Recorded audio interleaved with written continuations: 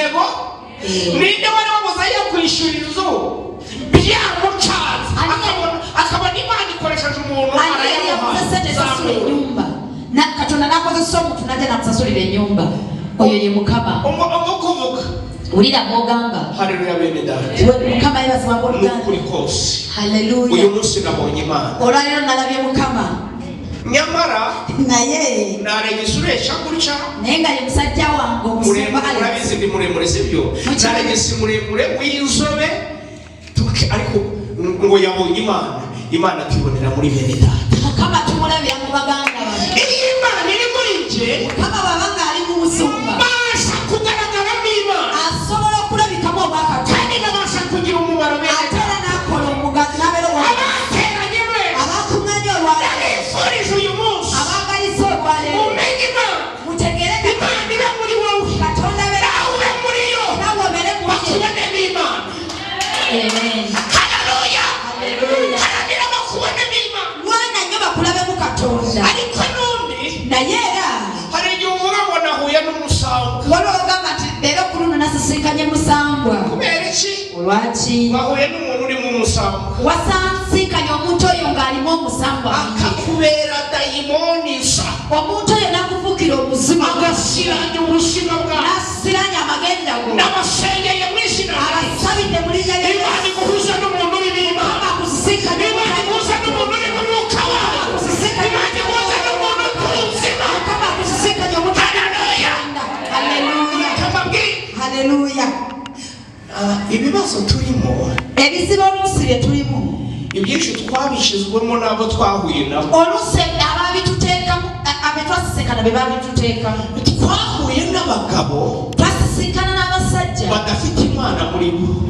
abatalina bwa Katonda mitima ahubwo bafite imizima muri bo bafite imizimu muri bo naye nga balina emisimu mundamu abo basiranyije ubuzima abo basiranya amagenda wagiye gucuruza wagenda okusoma abo bacururizaga owasuubulira uhura n'abantu bafite ibindi bizeye osanga abantu nga balina biragiresi bakorera ku miti nga bakolera ku ddagala bakura ku rubuga rw'ubucuruzi ne bakujja ku ky'obusuubuzi kubera bali babi kubanga baali babi ndagusengeye mu izina rya Yesu akusabidde mu linnya lya Yesu Imana iguhuze n'umuntu utunze Imana Mukama akusisikanye omuntu omu alina omutima ndabyumvisha avuge ngo amen Imana iguhuze n'umuntu utunze Imana Mukama akusisikanye n'omuntu alina Katonda mu mutima gwe haleluya mabashije mukamu reka kuguha akagero gatoya leka kuwaje ekyo wari wahura n'umuntu wali osisikanyeko omuntu uremerewe nga owulira ositowereddwa kumva byaguca nga mutuufu bikutabusetabuseeko mwaganira gusa n'onyumya bunyumya naye kumva uraruhutse n'owulya ng'olina emirembe mu mutima haleluya hariho byabaho ngazamura ikiganza waliwo gwe byali bituuseka awanika omukono nayindi mpamvu tewaliwo nsonga ndala nuko yari afite Imana nti omuntu oyo alinamu obwa Katonda mu mutima gwe abateranye uyu munsi abakuŋŋaanya amakya ga leero mutunge Imana mubeere ne Katonda mutunge Yesu mubeere ne Yesu Yesu abe muri mwe Yesu abeere munda mu namwe mube muri Yesu nammwe mubeere mu ye muzabasha kuba abanyamubano mujja kubeera bamugaso iyo Yesu ari muri twe Yesu bw'abanga natwe tukaba muri we naffe ne tubeera mu ye tubasha kugira umumaro tusobola okubeera b'omugaso mu miryango yacu mu famire zaffe tubasha kugira umumaro tubeera bamugaso mu badukomokaho mu bose bonna abatuvaako tubasha kugira umumaro tubeera b'omugaso mu matorero dusengeramo kanisa ze tusaba tubasha kugira umumaro tubeera mu bamugaso bihugu bitubyara mu mawanga agatuzadde kubera iki kubanga lwaki dutunze Yesu muri twe tulina Yesu mu mutima gyaffe nimumenye Imana mutegeere Katonda umutunge muri mwebwe mutambule naye era mumuwulirize muzabasha kuba abanyamubano mujja kubeera bamugaso ibyanze ebyagaana nibwo bizemera bye bijja okukkiriza ndashimira Imana yebaza Mukama abakobwa b'iwacu abawala bewaabwe bose uko bangana bonna nga bwe benkana iwacu ewaabwe mu muryango wacu famire yaabwe tugira abakobwa beza babeera n'abawala abalungi n'ukuri kose mubimanyi harimo abarebare mulimu abawala harimo ab'inzobe mulimu abeeru harimo n'ab'imikara mulimu n'abatukuvu abalungi bose naye bonna Yesu ataragera iwacu Yesu nga tanatuuka waabwe babyariye mu rugo bazaalira abandi barishimye abaana beefumbi Yesu ageze mu rugo Yesu bwe yatuuka mu famire bamaze kumutunga nga bamaze okwaniriza bose bambaye agatiba bonna bayambala kadaali kadaali tunywa amata y'abakobwa ne b'iwacu banywa amata amalungi ag'abawala beewaabwe kubera iki lwaki Yesu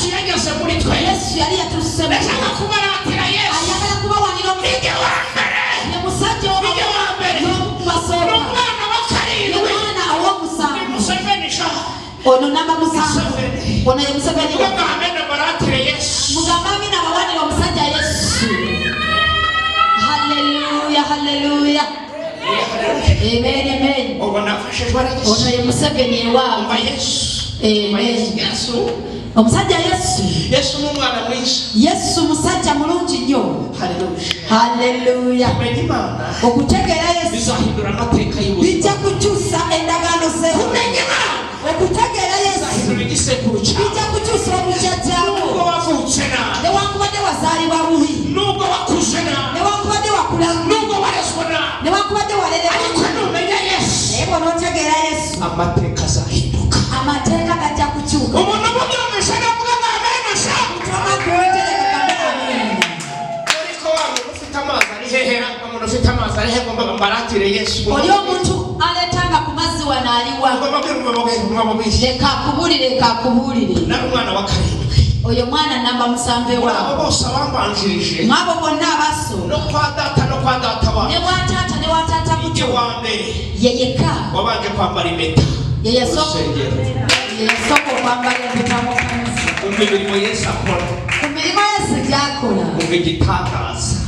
Umve igitangaza. Ulire ekyamagero. Kuva Yesu yagera iwacu mwambara impeta. Okuva Yesu ng'atuuse ewaabwe n'ayambala ku mpeta. Mureke mbabwize ukuri. Leka akubulire. Mu bintu nkunda. Mu bintu by'ayagala. Nkunda impeta. Omusajja ayagala nnyo empeta. Nubona nayambaye. Olaba nga tajambadde. Uzamenye ko habayeho ikibazo mbese cyo kuyibagirwa. Omugamba osanga yagerabidde impeta. Ayagala nnyo empeta. Bashaka kuyijyana ahantu hose. Abawulira buli wamu ayagala ndayikunda. Kale empeta yagyagala nnyo tumunoonyeze ya gold. Abandi bayikunda bari hehe? Abaana abagala ennyo empeta muwalike emikono. Mu izina rya Yesu nabo uzambara impeta. Mu linnya lya Yesu bakusabidde oyambale empeta. Ndakusenge mu izina rya Yesu nabo uzambara. Akusabidde naawe oyambale ku mpeta agyagala ennyo.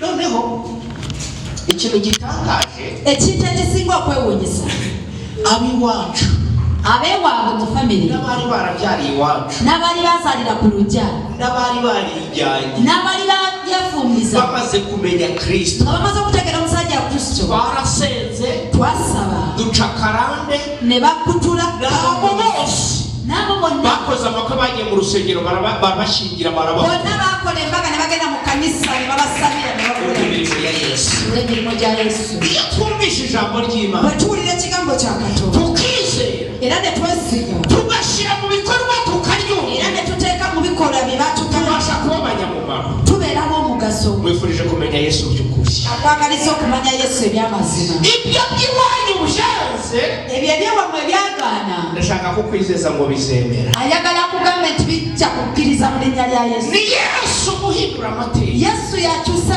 endagaano. Ni Yesu uhindura iby'iwanyu byose. Ye Katonda akyusa eby'ewammwe byonna. Ahatari amahoro akashyiramo. Awabatabadde emirembe n'abone. Ahatari ukwiga mukiga. Awatabadde kusoma diguli ne siyinza. Yesu akora imirimo ikomeye cyane. Mukama akola emirimu eky'amaanyi. Imana iduha umugisha cyane. Mukama atuwe nnyo omukisa nate. Abantu benshi abantu bangi bavuga yuko bazi Imana, bagamba nti bamanyi Katonda, ariko nyamara imirimo bakora naye ate emirimu gye bakola ikabihakana.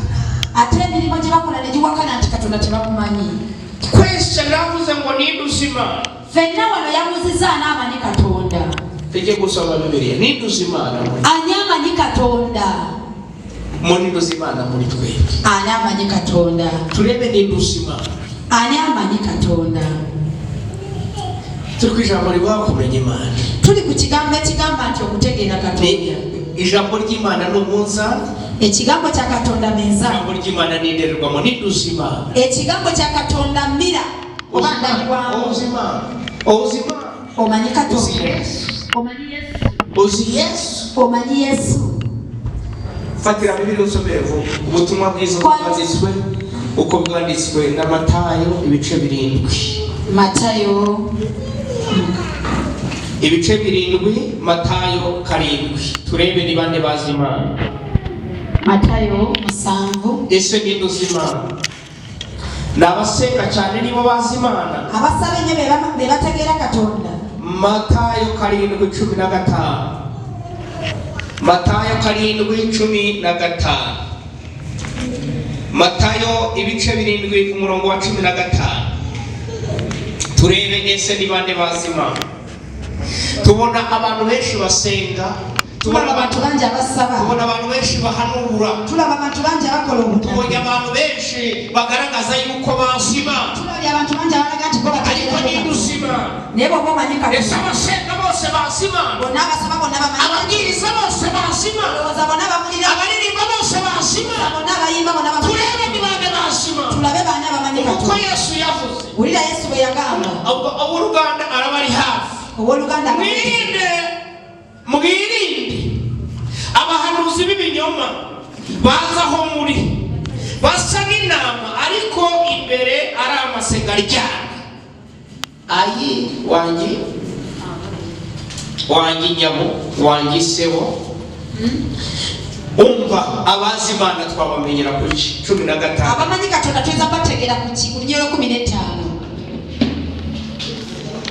mu ndebe z'abagurira imineke mu mutuno yagenda bagurira amata ngo mubare sure musibyo nindo nyumva mukora kagaragaza ko mu nyumva mukora kabonera karagato musumba mumurira cyayogera reka nsome gahoro n'Uruganda bayitewe ngiye gusoma imirongo 2 musibyo agenda soma wonyirira imbiri yawe uzoka mu mutunurire ra mu mutekake reka nsome gahoro reka some mpola ase muse mu Ruganda aradusomera. It's okay.